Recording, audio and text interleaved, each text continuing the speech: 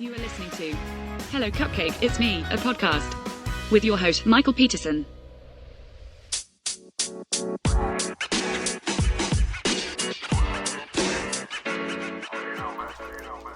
Hey everyone, Michael here with Hello Cupcake, It's Me, a podcast.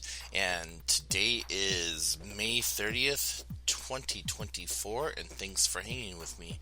If you haven't done so already, hit like and subscribe, then head on over to youtube.com/HelloCupcakeIt'sMe to check out the YouTube channel. Make sure that you give it some love by liking and subscribing and clicking that bell notification icon. And then head on over to hellocupcakeitsme.com to give the blog some love. And make sure that you follow me on all the different social medias and check out my upcoming book, Carpe Diem Scroto, 365 Daily Affirmations, scheduled for publication November 2024. So, how the hell is everyone today? It has been a lovely morning so far. Been able to just get up kind of like at my own schedule, don't have anywhere to go, don't have anywhere or anything that I really gotta do, just kind of like having a very chill, very just down to earth moment and enjoying life. So yesterday, however, was filled with all of the things that I had to do. Actually, the last couple of days have been just kind of busy, but for the most part, it has been really well. Yesterday, I had an appointment at the local college to see about getting back into school and what that was going to look like and what was going to be entailed for me to do so. And kind of like I thought, I only needed I originally thought that I only needed like 12 to 20 credits, and according to everything that transferred in, I need 30 credits. The one good thing about that is each of the classes is 5 credits. So that would just mean having to take 2 or 3 quarters to be able to knock out everything that I would need for my associate's degree. So if I did like fall, winter, and spring, I should be able to then turn around and walk in the summer or whatever else. However, one of the big issues that I am facing right at this particular moment is that I am not sure how it's going to affect my Social Security. As most of you know, I'm on SSI, SSDI, and I can't make more than $85 when it so if I do so, that is going to take away from part of my monthly benefits or whatever.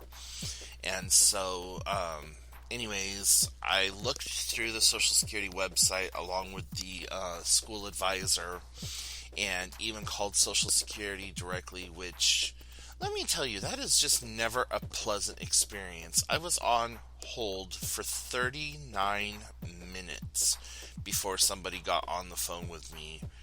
And, like, I understand that the Social Security Administration is, like, this huge thing or whatever, but at the same time, you know, it should not take 39 minutes to talk to somebody. And then once you finally do get them on the phone, they are very rude or very shortcoming with their answers. Like at one point, I was talking to the operator and she's all, "Where are you even getting this information from?" I said, "From your website." and I read off the URL, and I told her the subsection, and I was like, it states right here that if this is done in such a way, then it doesn't affect your income, blah, blah, blah, blah. And she said, well, basically, in her words, not mine, and, well, actually, let me rephrase that. Paraphrasing, as long as it is not a monetary amount that is deposited into like a bank account that I have access to so that I could withdraw it for anything else but utilizing it for school, nothing's going to be changed. However, if I receive any type of a check or any kind of monetary like any kind of monetary transaction, then that's when it's going to affect everything that I got going on. So, I sent all that information back to the school counselor, and I said, basically what I just said, and so unless you can think of a way that this is not going to affect anything that I have coming in monthly, that I have vicariously stacked and very just held together with hopes, prayers, and duct tape, that I probably will not be able to come back to school. And so I have yet to see any emails or hear from her today. I don't know. So I just don't know. So hopefully I can get back into college and just finish out my degree. They said that I needed English 102, a science I needed 3 sciences, 1 with a lab,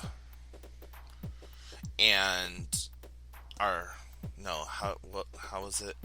I needed a science, 2 sciences, and 1 of them had to have a lab, and then I had to have a social science.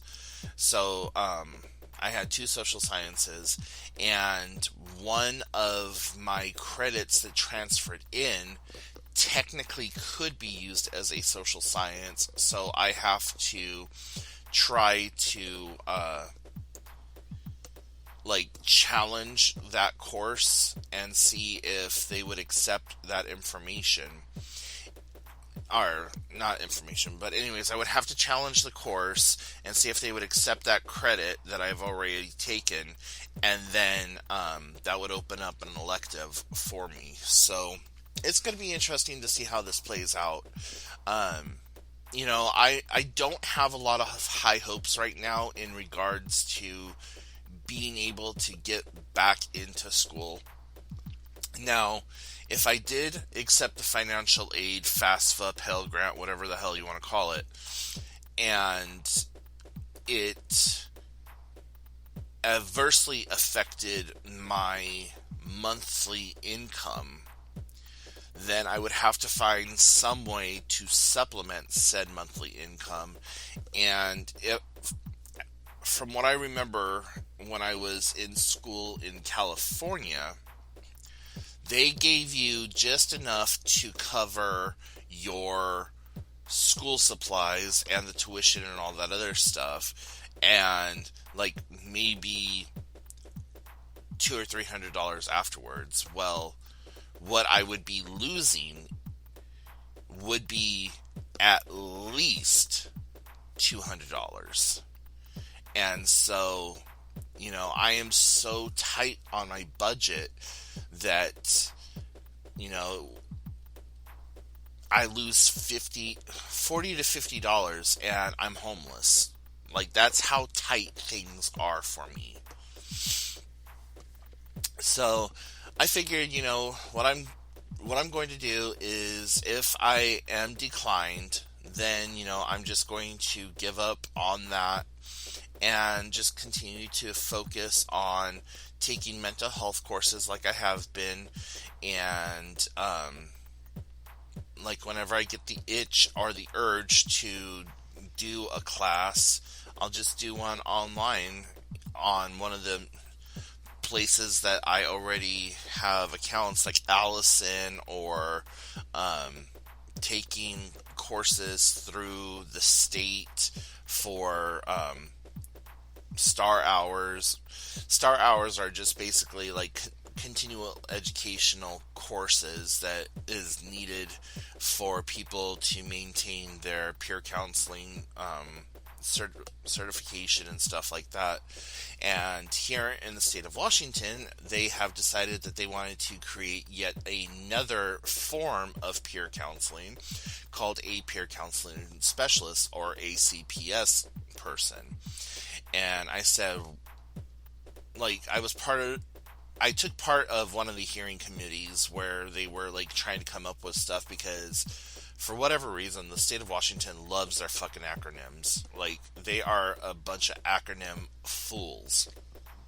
And I said, well, we already have a CPS system in the form of Child Protective Services. So having the title CPS on the end of your credentialing, like, you know, Michael Peterson CPS or whatever, people are going to think that you're a child protective service agent, not a certified peer specialist. I said, so why couldn't we just call it peer specialist, PS, or, you know, something like that? Why does it have to be certified peer specialist? The fact that you have, you know, specialist in your title suggests that you have some kind of education or accolade or whatever else to back up said titling. But, well, you know, that's like putting an eyedropper full of water into the ocean and expecting somebody to be able to find that particular drop of water in all of the ocean. So it's sorry. So it's going to be kind of interesting to see how that all pans out.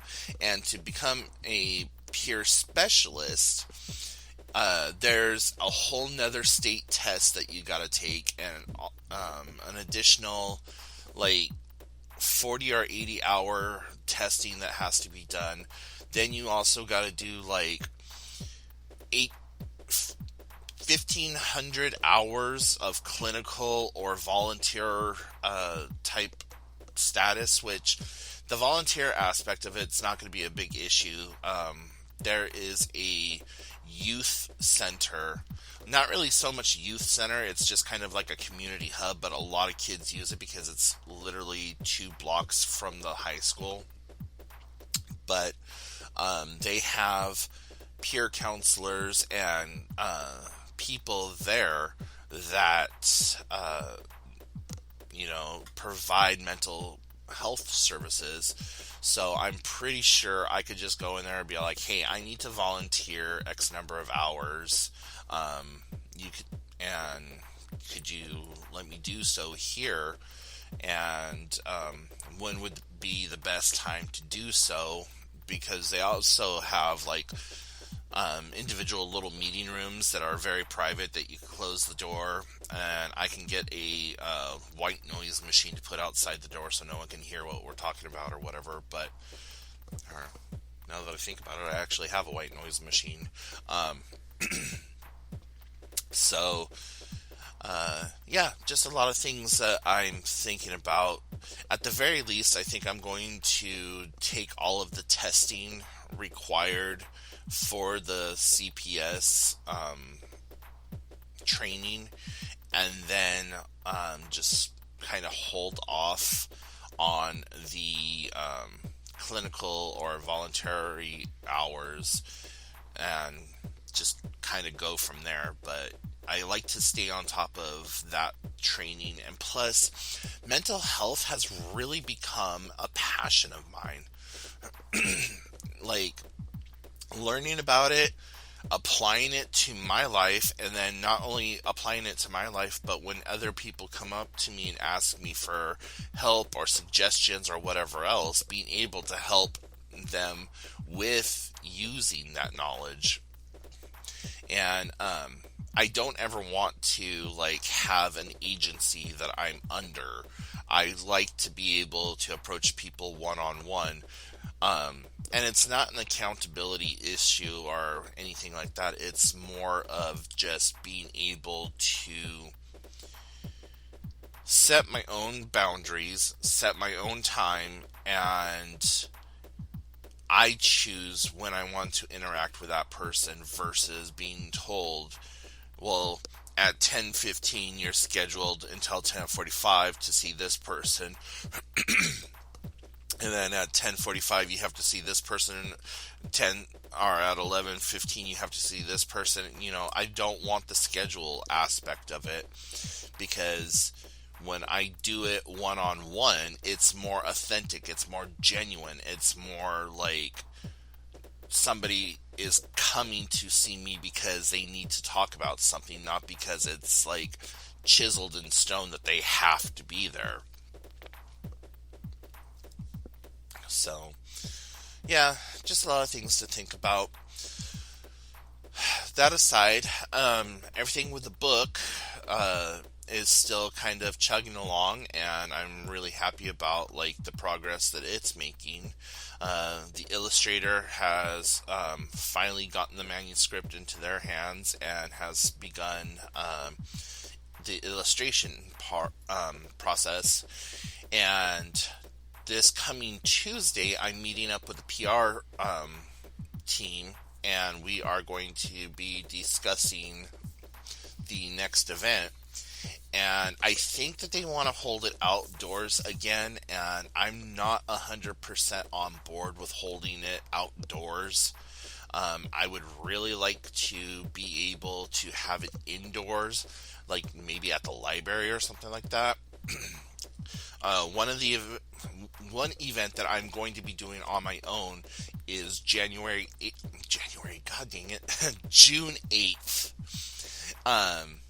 There is a LGBTQ pride happening in my town, and I have talked to a couple of different organizations about letting me just set up a table somewhere in the event arena, and having my touchless donation center, or having like a little donation box out there or something or another, and having flyers and having information about what I'm doing and all that other stuff.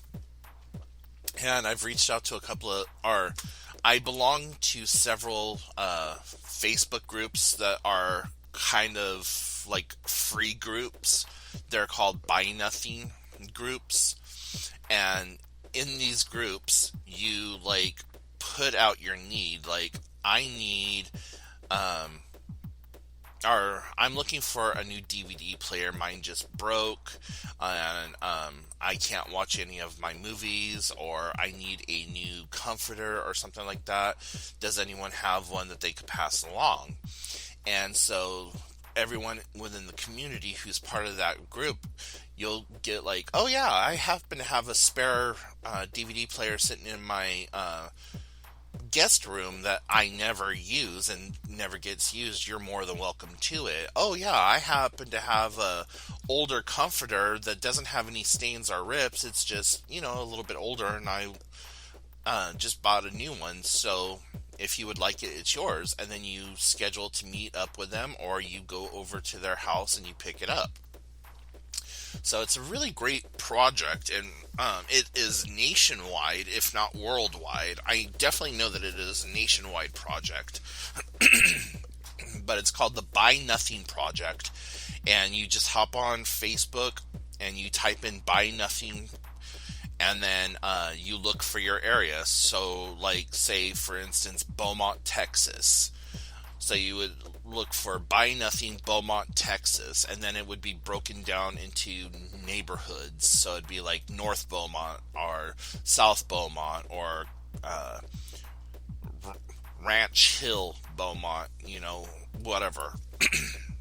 So in my area, it's the Olympic Peninsula Buy-Sell Exchange, and then we broke it down into, not we, because I'm not like part of the actual Buy Nothing project. I run a Buy Nothing page, but it's not an affiliation. Anyways, there's Buy Nothing Gateway, which is because my area is the gateway to the Olympic Peninsula. So yeah, anyways, it's a really good project. It keeps stuff from the landfills. It fulfills needs, and it's a great way to just get rid of stuff. Like if you were already going to donate it to Goodwill, that's a great place to put it, because at least then that way it gets into the community and it doesn't make a profit from somebody who is trying, it's helping somebody who may not have the means to otherwise receive it. So my entire house is furnished from Free Cycle and Sidewalk Shopping and from Buy Nothing pages, because and the free section of Craigslist.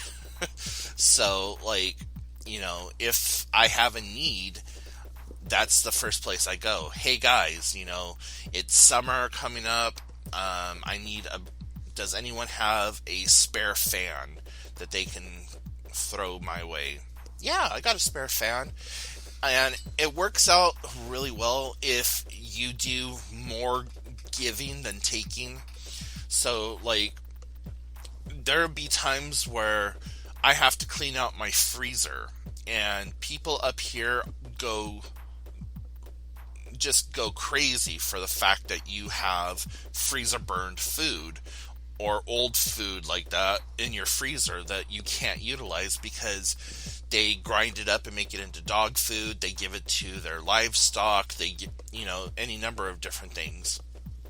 So, at least once a year, I go through and I take out all of my freezer burned meat and I put it on the thing. Hey, got freezer burned food. It'll be out on the It's going to be out on the patio. And one guy really was super thankful for me. Last time I did that, somebody's like, well, if it's not good enough for you to eat, why would you feed it to your animals? And I'm like, you're new. Okay. And the guy got on there and he's like, the last time that Michael did this, I was able to feed my animals for almost 7 months after everything was all said and done. So if you don't want it, don't be negative, just move on. And I was just like, you know what? Thank you for that.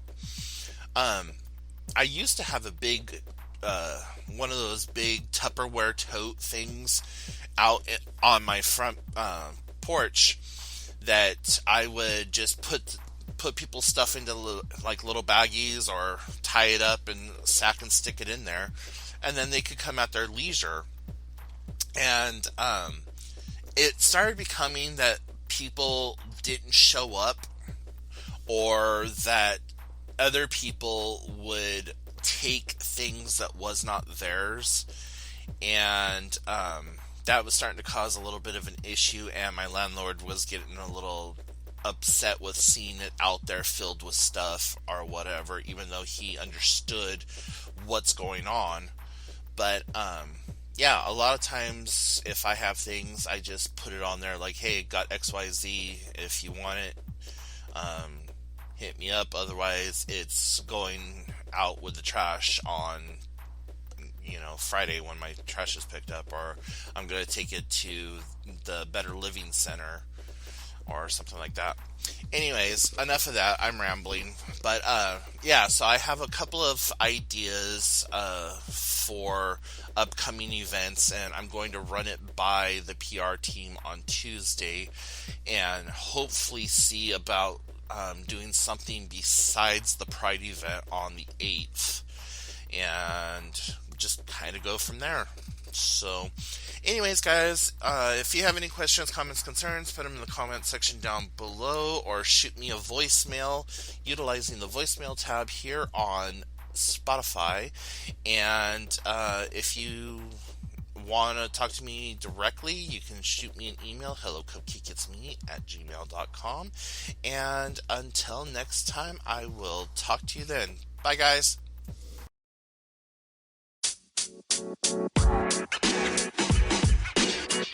Thank you so much for tuning in.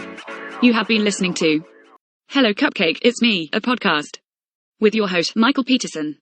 Please make sure to check back often as new episodes are released bi-weekly. If you have any questions, comments, or concerns, please feel free to send a message to hellocupcakeitsme@gmail.com. And until next time, stay happy, safe, and keep doing the best you can with what you have been given.